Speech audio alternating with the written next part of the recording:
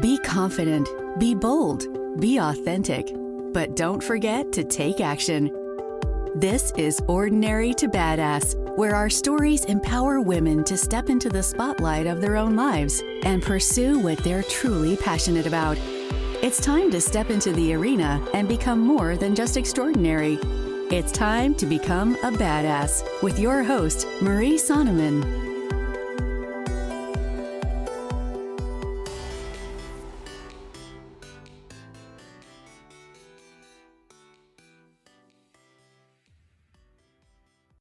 Welcome to Ordinary to Badass, episode number 110. In this episode, you will hear from Mutiat Adebowale. Mutiat is such a badass. Oh my gosh, she had so many great nuggets, takeaways. You're not going to want to miss it. So, Mutiat was a voiceless radio broadcaster who completely lost her voice, and then now she's a coach who helps other people find their voice, maximize their influence. And she also helps ex-offenders and their families, or the families of the offenders. In this episode, you're going to hear how to find alignment and clarity in your life, how to drop the baggage from your past. So many good things. Stay tuned because I know that you're not going to want to miss this episode.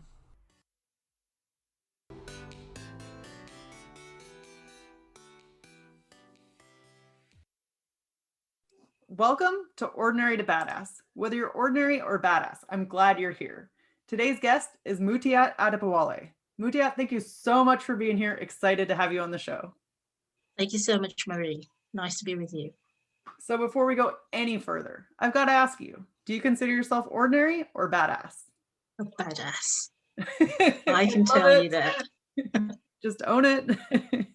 So what's something that you've done that has helped you to feel badass? You know what? It's been like a journey from a long time. And the fact that I've not been like resisting, I've not quit it. I'm going on. And the fact that I've been able to move my business from doing a coaching business to creating a home care agency and continuing to help people, change people's lives and achieve dreams. Yes, I tell you, yes, I'm a badass. I love it. So actually, I'll ask you if everything's always been easy for you. I'll ask you more questions about that in a little bit. But first, can you tell us a little bit about yourself? Okay, so Mutiat Adebowale. I'm a leadership and a life coach. I help my clients, female primarily, who are in leadership positions, to master their habits of success and be the best of themselves and hit peak performance with the team members and generally just change the dynamics of the organization and their lives as well.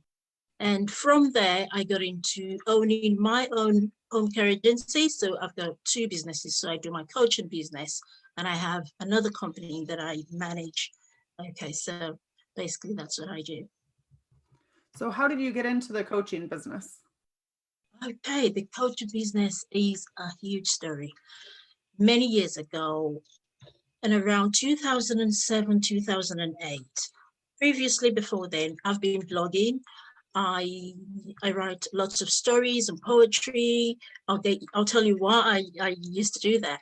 But around 2007, 2008, I decided to see what I can do with my blogging.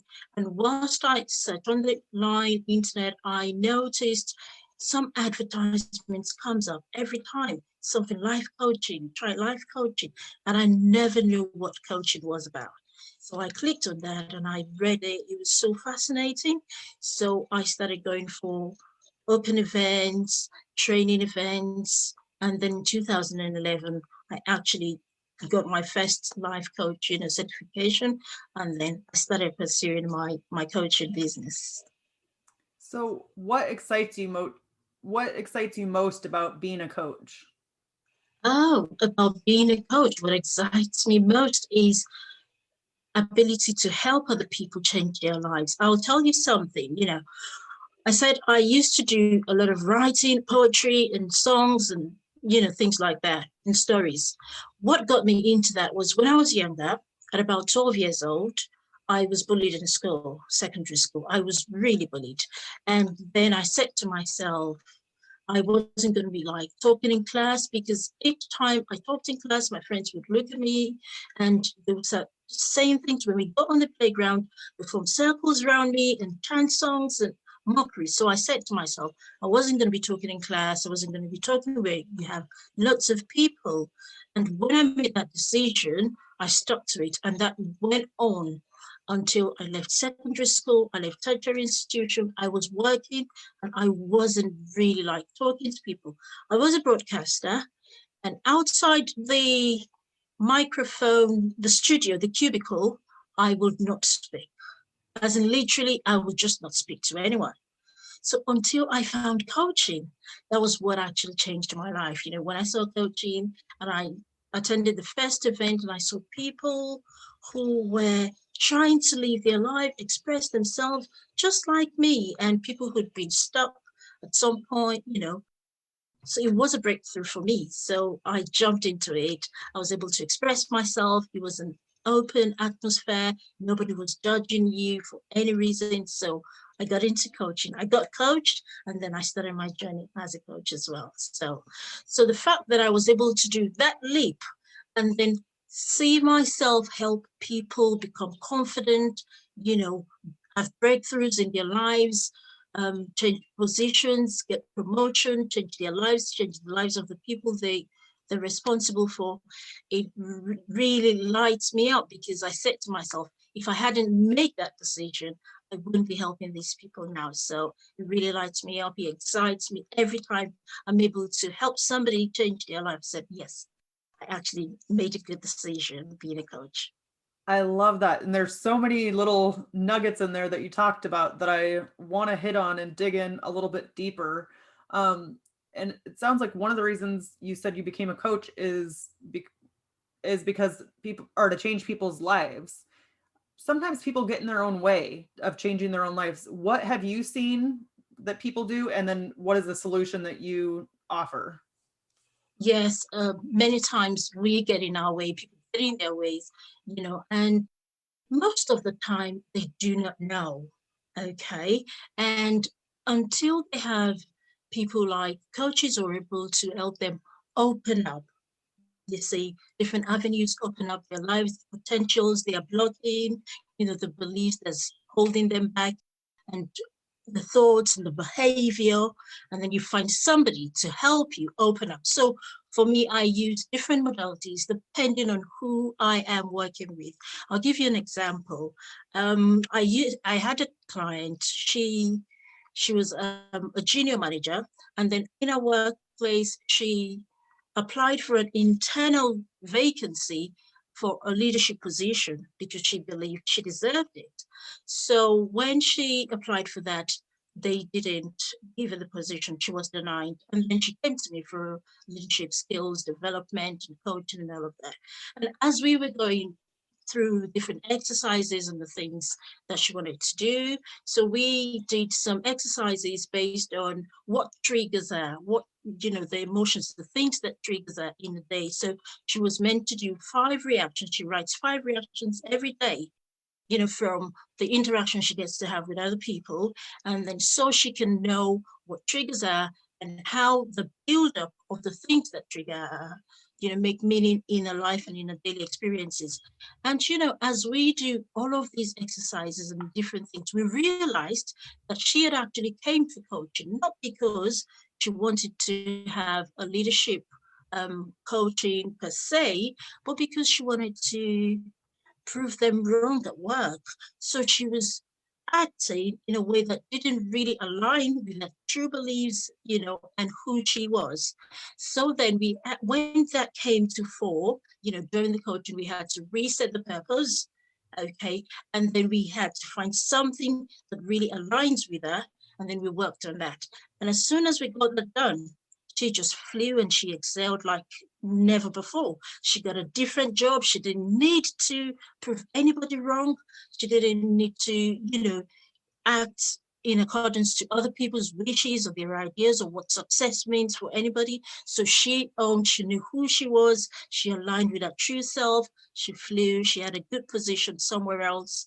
And, you know, she she just went. So sometimes we hold ourselves back because we are not connected with our true calling, okay? Because we act in response to what other people are doing. We act in response to the environment within which we are, okay? So until you find somebody to open up that for you, people may be lost and may not actually know where they're going, which is why a lot of people need to have clarity as to the things they're pursuing in life.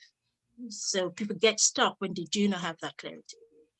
What's So hiring a coach would probably be one thing. What's something else that people can do to try to find clarity? Well, hiring a coach will be one thing. What you can do to find clarity is really ask yourself, what do you want to find clarity about? Is it your purpose? Is it, your next step in life? You should be able to ask yourself exactly, what am I doing this for? Why am I doing it? You need to know your why. And there are different ways you want to know your why. How will this affect me? How will it change my life? What effect is it going to have on the people around me?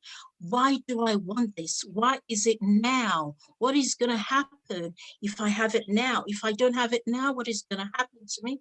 Who is it going to benefit? Who is not going to benefit? Different questions. So you need to be able to ask yourself questions that gets into your core, that actually gets into who you are, so that you can then align with your real self, your higher power, that tells you who you really are, so that you know that the things you're pursuing, the things that you want, are really things that you want, and not based on, what society defines success to be, or what the society expects you to be, but something that you really want, from your core, from inside of you. Yeah, and I think that's so important. And I think also, to speak on hiring a coach, also, it's like sometimes we need somebody else who can see things from the outside because we get in our own way from seeing what's right in front of us. And, a coach can often see those things for you. You know what? As a coach, for me, I don't know other people, as a coach, I always like to have a coach myself, because I can't even see all my dark spots myself. No, I can't. And I believe that's true for so many people. We cannot see our blind spots. We cannot. It's just like you are looking at somebody, from distance. You see them from head to toe, possibly. You see the stains on their clothes. You see how they've smiled. You see when, there's a slit somewhere.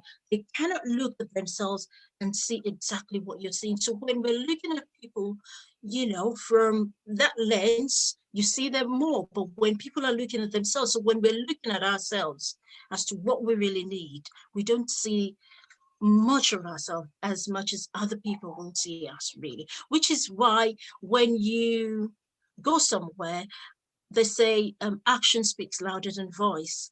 Your body language, the signals you're making that you are not even aware of, other people looking at you can pick that up. Yes. So people can see us more than we can see ourselves. So when you hire a coach, you have the tendency of breaking through and having that success, because they're able to see what you cannot see. They're able to open up for you, those dark places that you cannot get into by yourself. So yeah, having a coach is great. Yeah. Yeah. And I like how you said that, like sometimes like your body language and stuff gives it away. Yeah. So it's, and then that kind of reminds me how you were talking about that client of yours that wasn't necessarily living in her truth or living in her alignment. And then probably her body language and everything just gave it away to everybody else. Exactly. And then, Exactly. Because she wanted something else. She came for something else, and she thought she came for a different thing. But I was able to figure that out, in the journey with her, to say, no, this is not what you want from what you've done so far and written out and expressed. This is, you wanted something else. And we had to open her. She had to say what exactly she wanted. And, yeah. and then it's hard to be confident or show confidence if you're really not, living in truth or alignment with who you are. That is it. That is it. It is so hard. And the harder we try to be confident, to appear confident, the worse it gets for us. We just continue to bang our heads and like, yes, I wanted to do this, I want to do that. but you're not doing it because you're blocking your way, because you are just trying, you're in a process of wanting to be, you're not there, and you cannot get there until you open all of the doors that leads you to where you're going, really. So when we're not in our truth, which is why a lot of people continue to struggle to do things and just continue to hit, you know, the wall, the brick wall, and they cannot go through because they're actually not in their truth. Once you flow in alignment with what you truly want, things come so easy. Once you're really clear, clarity, I say, solves all the problem. When you are really clear about what you want, things go easy because then you're in your truth. You're not working on other people's terms. You're not working in comparison to what other people are saying. You are aligned with what is true to you and what is right to you, and you're going in your way, on your path that you've carved for yourself. So it is very important for us to be clear on what we want and be true to ourselves. Know who you are really. We need to do that work so that we're able to see ourselves clearly. So, how do you find the truth and the alignment? Is it just through continually searching, or what do you do? It's a journey to actually find ourselves and know ourselves, but then it has a starting point. It's for you to really want to be sure that you want to define yourself and differentiate yourself and pick yourself out of the clutter.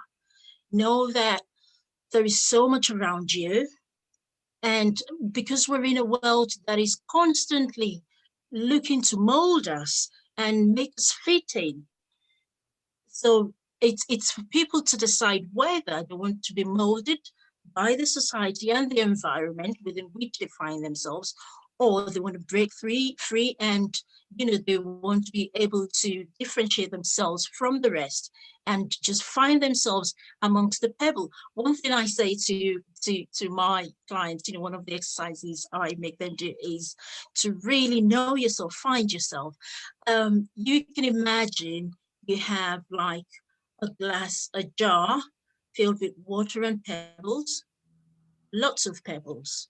And then you continue to look in the water, in the jar, see the pebbles, and know that regardless of how many pebbles you find, there is always a difference, right, in each pebble's patterns or their appearance. So when you look at that, you want to say to yourself, how am I going to differentiate myself in this sea of semblance? Despite the semblance in all of the pebbles, how am I going to differentiate myself? So when you look so deeply, you will find out that you can find yourself as one that is unique. And with that, you can begin to humble yourself with the uniqueness that you have, your ability, your quality, your unique value, your unique quality that makes you different to other people. And when you notice that, you can live on that, you can begin to grow that, by asking yourself, why am I here? What am I doing here? Who am I when other people are not watching? You see, when you get to the core of who you are, what do I want? Why do I want it? What makes it different to me having this and not having this? What does it make in my life? What difference does it create in my life? What essence does it serve in my life? So when you're able to uncover all of these things, you find out who you are, what makes you unique. How can I build on my uniqueness? And in a very humbling way, you can ground yourself in that thing, go with it, and not just your uniqueness in a positive way. It also helps you know about your shortcomings anyway, and then you can live with that. You can know how you want to manage and make the best of your shortcomings, okay? Because we need to accept who we are as a whole, the good and the bad. How am I going to make the best use of who I am, the good and the bad? And and in that we grow, we continue, we evolve into who we are. It's a journey. So we continue to evolve and know who we are. We fall in love with ourselves. We do the things that makes us happy, and then we can contribute to ourselves and contribute to the world, really. So yeah. So, oftentimes, we love the good parts of ourselves, but it's so hard to love the shortcomings. what's something that we can do to start to accept, all of ourselves? Thing is, yes, we do love the good part of ourselves, and then we try to bang our head and like, I'm not good, I'm not good. See, we must know that that is who we are. Okay, and you cannot take one part of you and decide not to take the other part of you and reject the other part of you. No, then you're not whole. Okay, it is in accepting the entirety of who we are. Okay, that makes us real, that makes us whole, authentic. Okay, the only thing we can do when we notice our shortcomings is you either want to manage it well, as in either you want to change yourself, you want to learn new skills, you want to unlearn the things that are not serving you, or you just want to live with it. You just want to tell people this is who I am. You either accept me or not, but I'm accepting myself wholeheartedly. I'm accepting myself, the good, the bad, the ugly. Okay, so it's either you're accepting yourself or you're not accepting yourself, and then you want to change because sometimes what's not, I'm not going to say not good because I want to believe everything's good about us. It depends on how we manage, how we see perception really, really matters. How we see what we call our shortcomings. So how do you want to manage what shortcomings you've got? Do you want to improve on them? Do you want to throw them around you and say, this is who I am? I go on with it. I'm not labeling myself, but this is who I am because I cannot change it.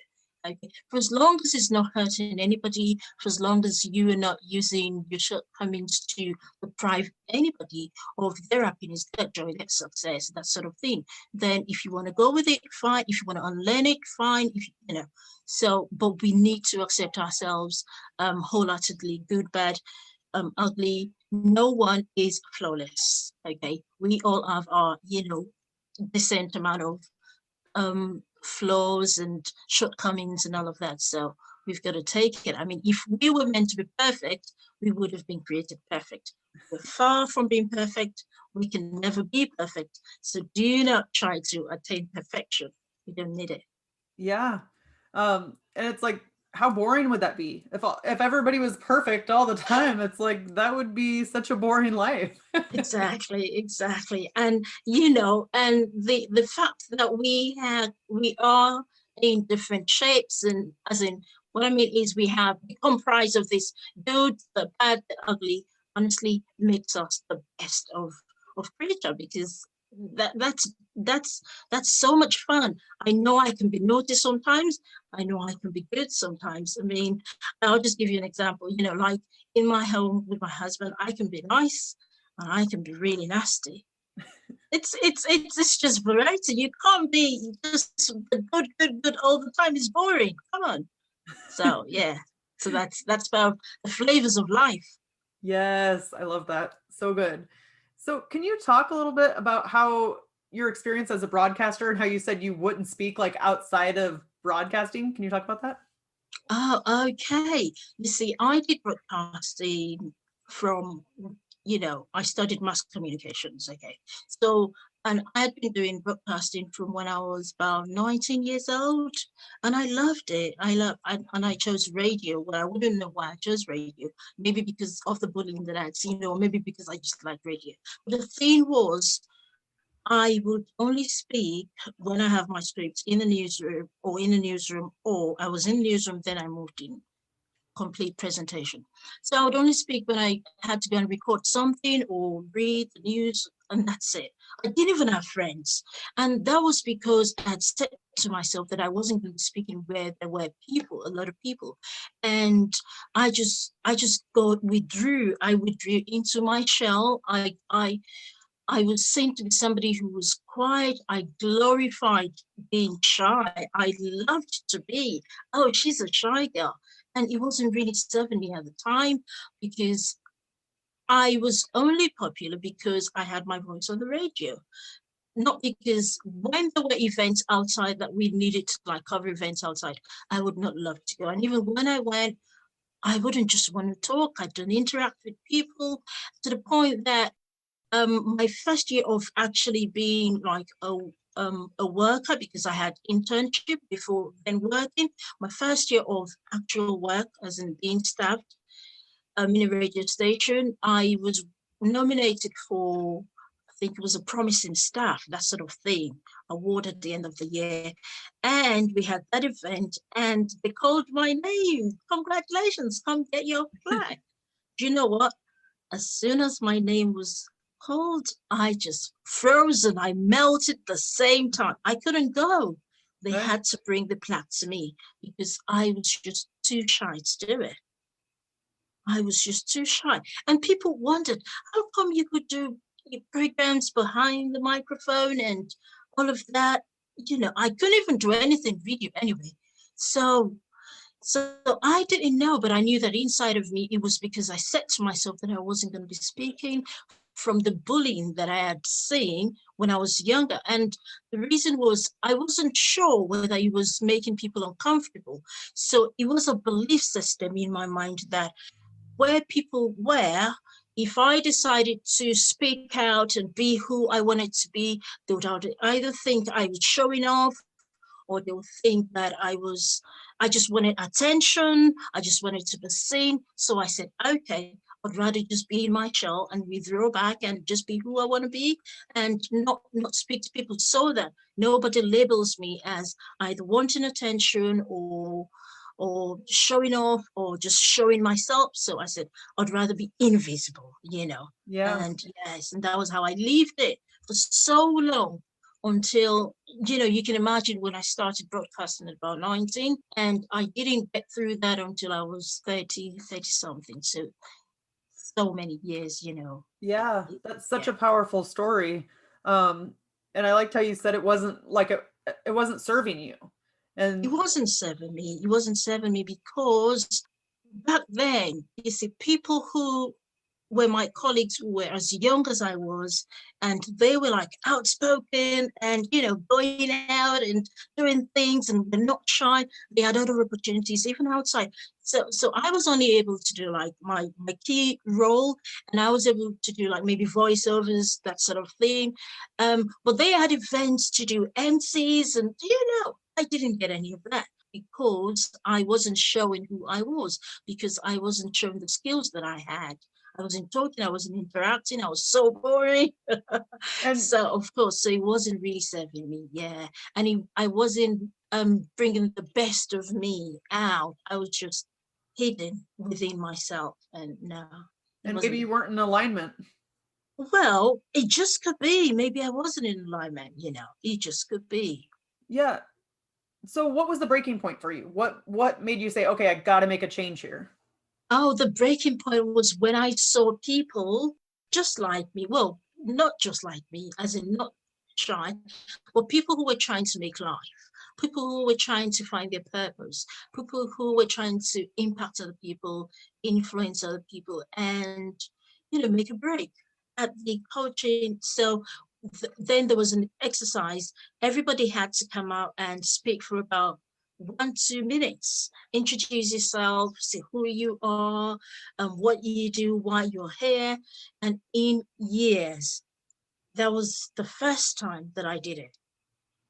So when I saw people going out, like, because I could see that some of them were like newbies, they weren't doing like speaking, they've probably never spoken on a stage or even to a group of people before. So I was like, I can do this. And the fact that that environment was so um, accommodating, no judgments, no biases, everybody was free to do what they wanted to do, express themselves just the way they wanted to express themselves. I knew I was safe there. I knew there were a group of like-minded people who wasn't going to criticize what I was doing or wasn't going to label me. So I said, okay, this is beautiful. I can do this. I'm going to give it a try. And one thing I did, I went out, I spoke. It wasn't for long, it was just for about 2 minutes.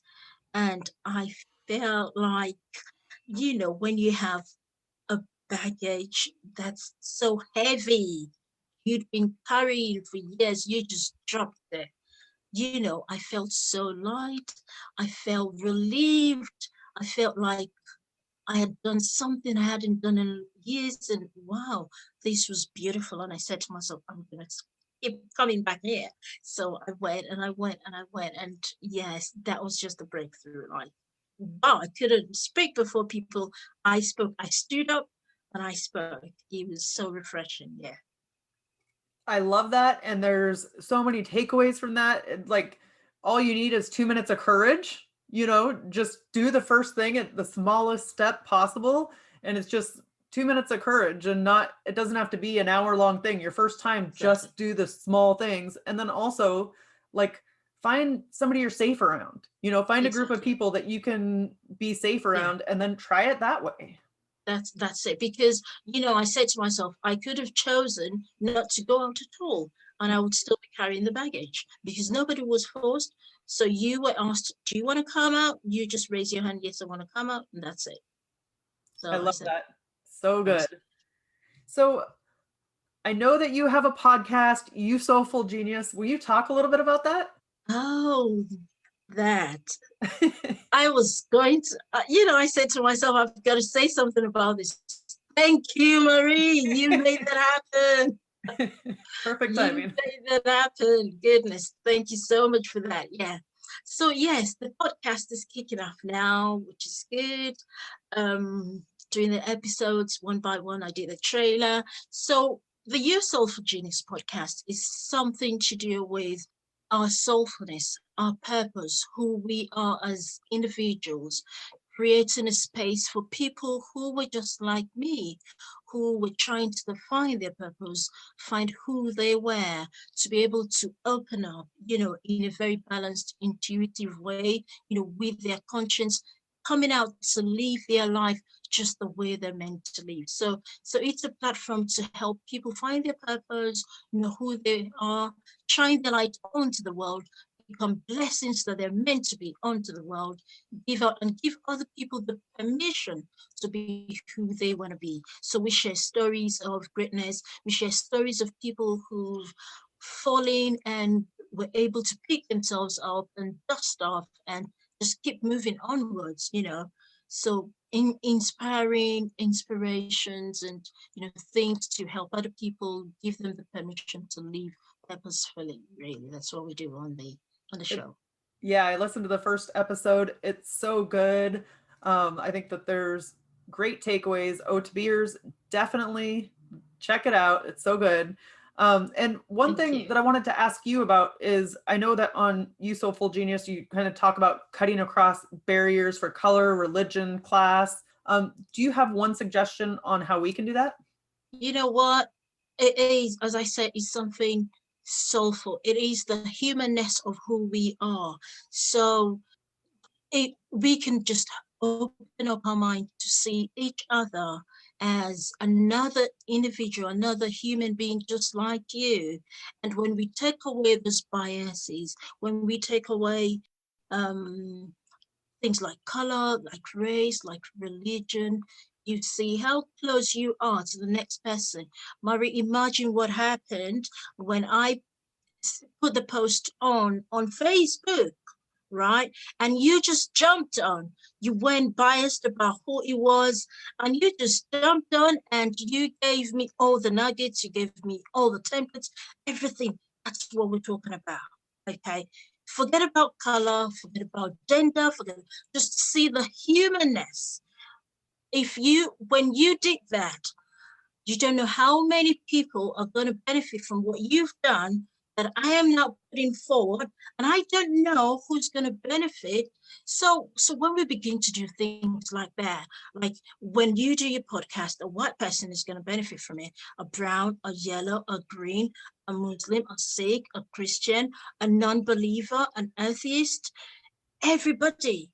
And that is what we're talking about. Like, just be open, see the humanness in the next person. When I say human, I don't even know if that's a word, What I'm saying is, see the fact that every human being is just a person like you, and we are here on earth, to live, to be happy, to be fulfilled.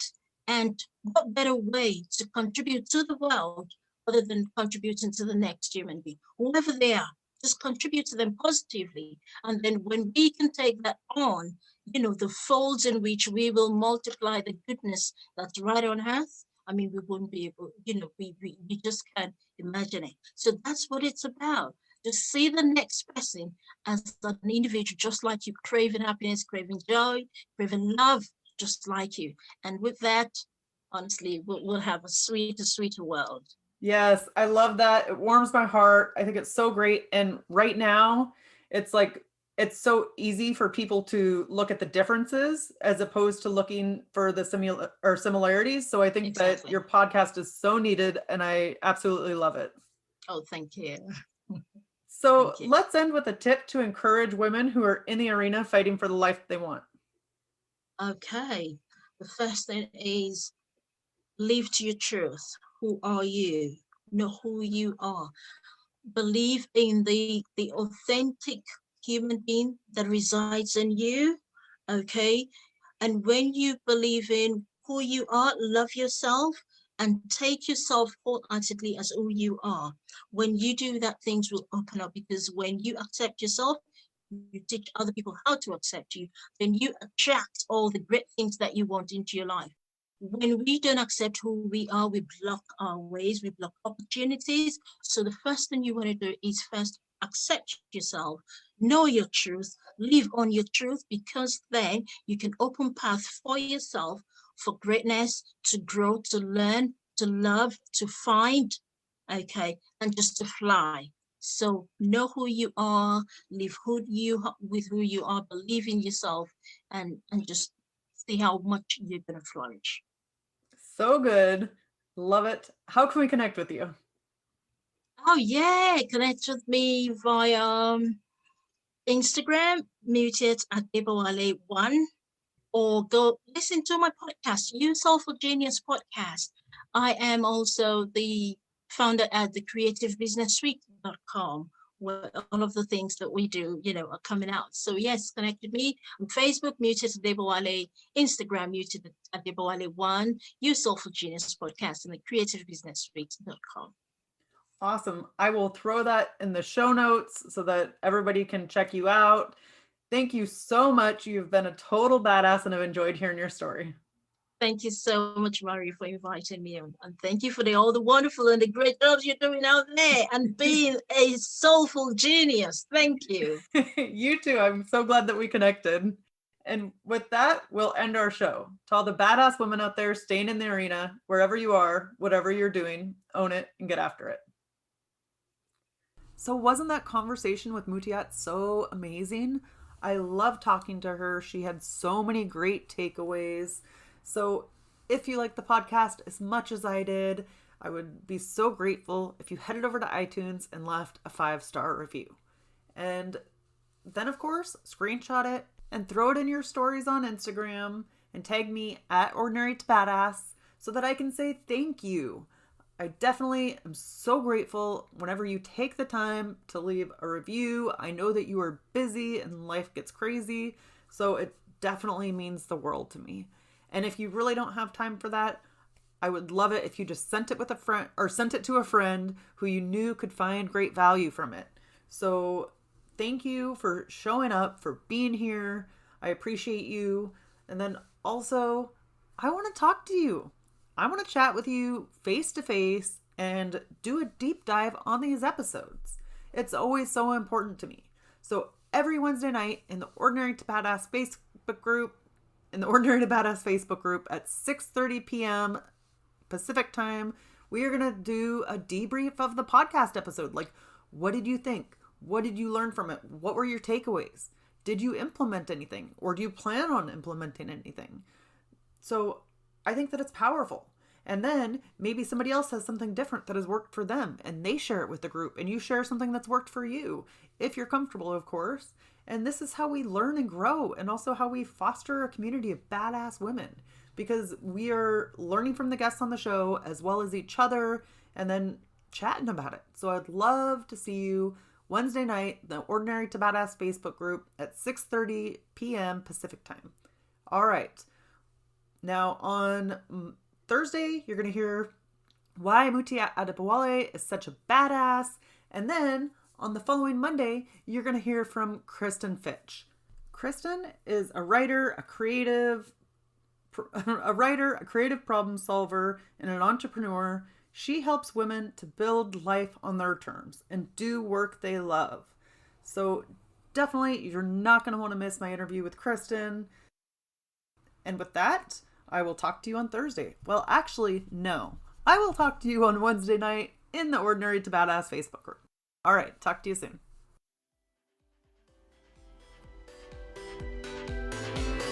Now that you've listened to this episode of Ordinary to Badass, we want to hear from you. Go to our website, ordinarytobadass.com/podcast, and submit your own experience on how you took your life from ordinary to badass and get the chance to be on a future spotlight episode of the show. That's ordinarytobadass.com/podcast. While you're waiting for the next episode of the show, wipe off the sweat, dust off the dirt, and get back in the arena.